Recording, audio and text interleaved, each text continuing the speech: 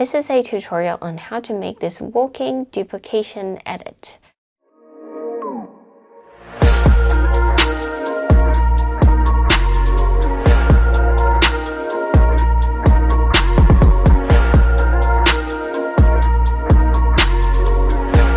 The difficulty level of this is about a 3 out of 5, and the techniques we cover: masking, speed ramping, and keyframing. The apps that we're going to use to demonstrate this is CapCut, but you can easily do this in VN Video Editor, and here are some examples on how to apply it to your niche. Pause to read, and let's get into the tutorial. So this particular video is very easy to film. You just need to set up your tripod and walk across the screen multiple times, and you'll end up with multiple clips like this. Note that the speed of the escalator is a bit slow, but don't worry, we'll speed that up later when we put all the clips in. So here are all the different outfits that I filmed walking in the same spot using the tripod. Make sure you lock the exposure and focus for this, because you don't want the lighting to change as you're walking, because then that would cause a lot of issues for you when you are editing. Alright, so we have all these clips ready. Now let's import them into the timeline. Let's take all the clips. But one thing I do want to do is I want to import it in the order that would be easiest for me to edit. So what I want to do is look at clips where there are contrasting colors in outfits, so that between the two people walking, it looks the most different. So I'm alternating between this beige white color and this red color. Let's see, we can do this one next, and then maybe this one, and end with this one. All right, so this will then be our first clip on the main timeline. So let's make sure the speed of this is correct first. So go into speed. I'm going to use the custom curve to create a curve, and I'm going to really speed up the beginning, because this is just me waiting, like coming up the escalators, and it's extremely slow. So we'll speed that up. Let's say here, and then maybe we want the walking part to be normal speed. So let's take a look at that.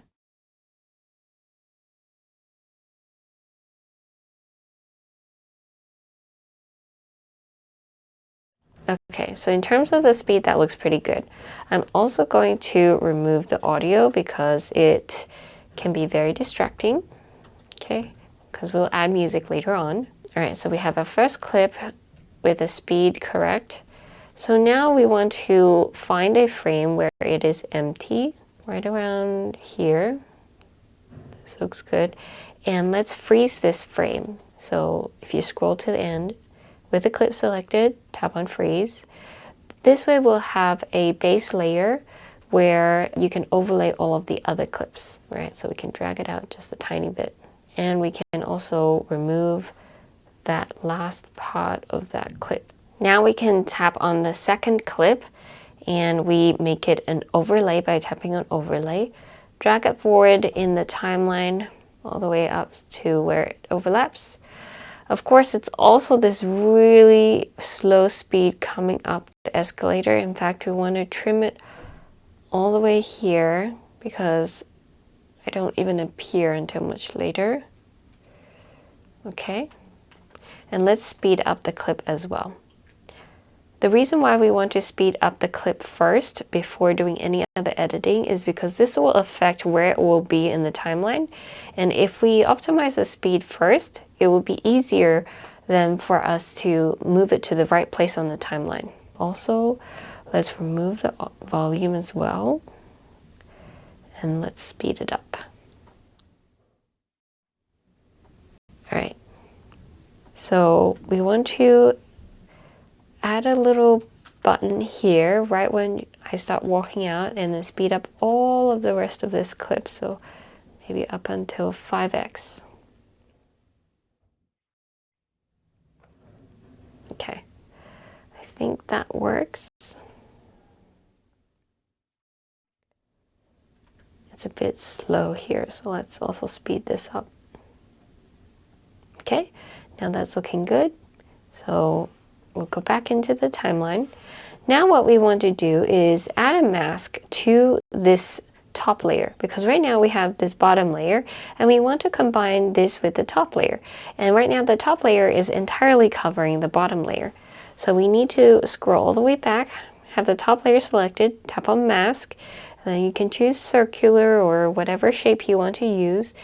You see how immediately with the mask on, you already reveal what is underneath, which is the original layer, right?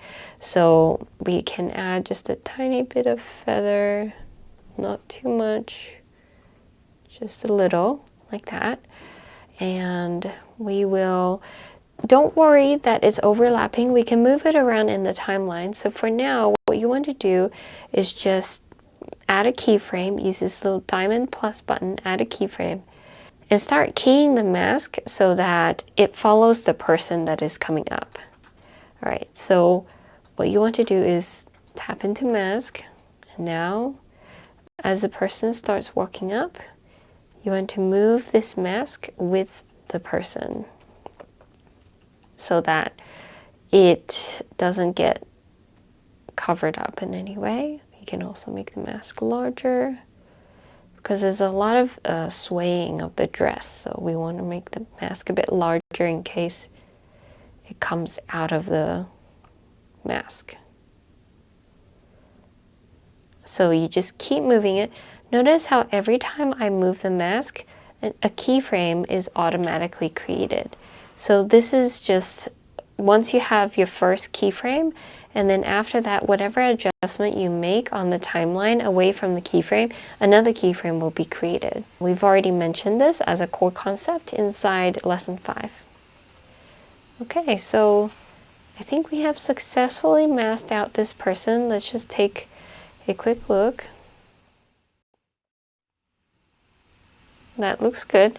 So it looks like there's already very little overlap between the two except for the beginning. So maybe what we can do is really adjust this and bring it back like this. And we can also move this a little forward in the timeline. Long hold.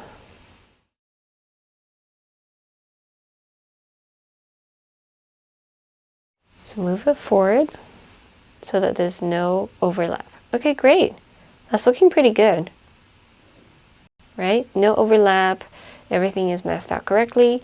Now what we need to do is just keep doing the same thing to all of the other clips. So I'm going to go in and create a similar curve where roughly from here, this is all 5x.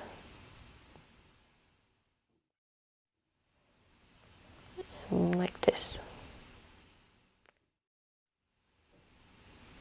All right. Now we want to overlay this onto the overlay track. Move it here.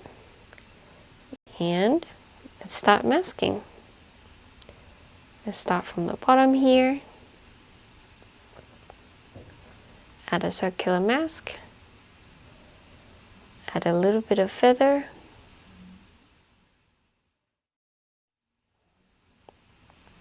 And add a keyframe. Okay, now we keep moving the mask as we go, like so. Don't worry that it's overlapping for now. We will move the person in the timeline so that it doesn't overlap as much. Right now we just want to make the mask and animate the mask and make sure it looks right. Okay.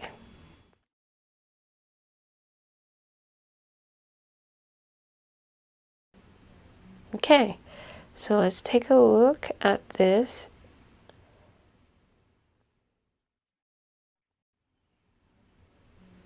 I think that's looking pretty good. We just need to move it forward a little bit in the timeline because it definitely is overlapping a bit too much with the second person. So let's see. Okay, that looks pretty good. Let's play it from the beginning.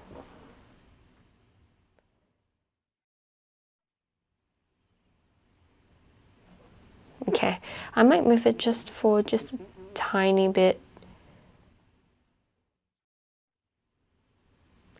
Also, one thing I noticed is that there was a really significant jump between when the mask first appears. So I'm gonna see if there's any way we could mitigate that. You see how the moment this one appears, it's a bit dark. So what we can do actually is go in and adjust the brightness. So let's go to adjust, increase the brightness just a little bit. Let's see if that helps. Yep, that already really made a difference. Just for reference, let's look at the before. Did you notice how it went black a little bit? So let's redo the brightness. And don't worry if there's a little bit of lag when you play on the timeline, like so. Just play it at full speed and check that everything works well.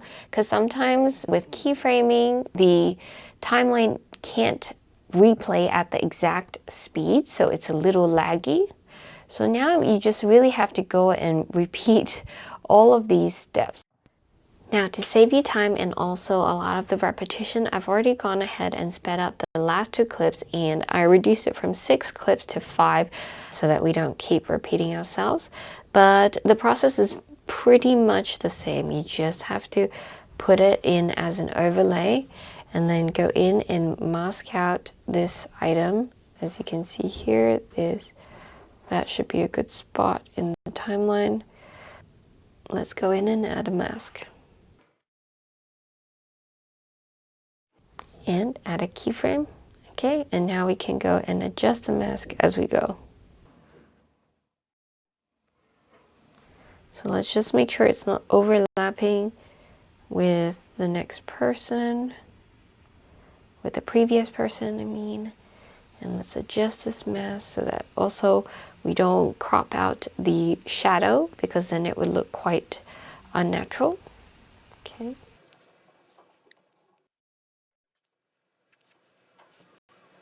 Okay, so I think that looks pretty good. Let's play it in real time. Okay, we might even be able to move this forward a little bit in the timeline without it overlapping. The mask definitely needs adjustment, but let's move this back. Okay. We might need to adjust the mask a little bit.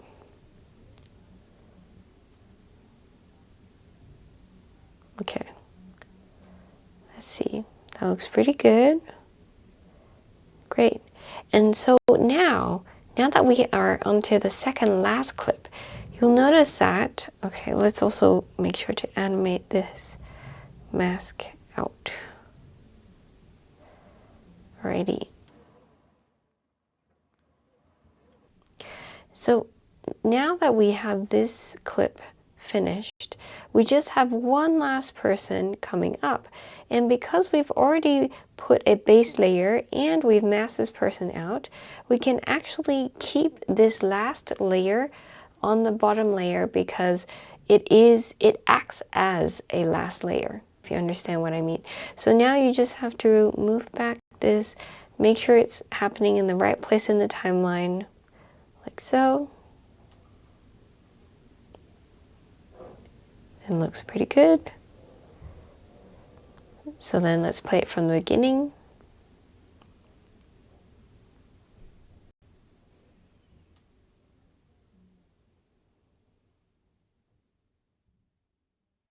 Okay, that looks pretty good. And then what you can do is you can always take this clip, export it first at 4K, and then adjust the speed of the walking in between each clip, because sometimes it is easier to do it that way. Of course, like we showed in the beginning of this tutorial, we prefer to set the speed up right from the get-go so that it is in the correct places on the timeline.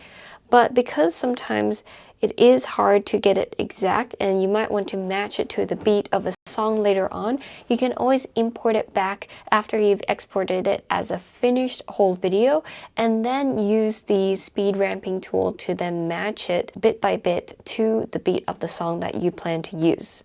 So that's a little tip on music right there. And then also another thing I would do is while I am matching the beat by importing back the fully finished video, I would also correct the color when I'm doing that. So that's one more thing I would do. Okay, so that's how you make this transition where you duplicate yourself and walk through.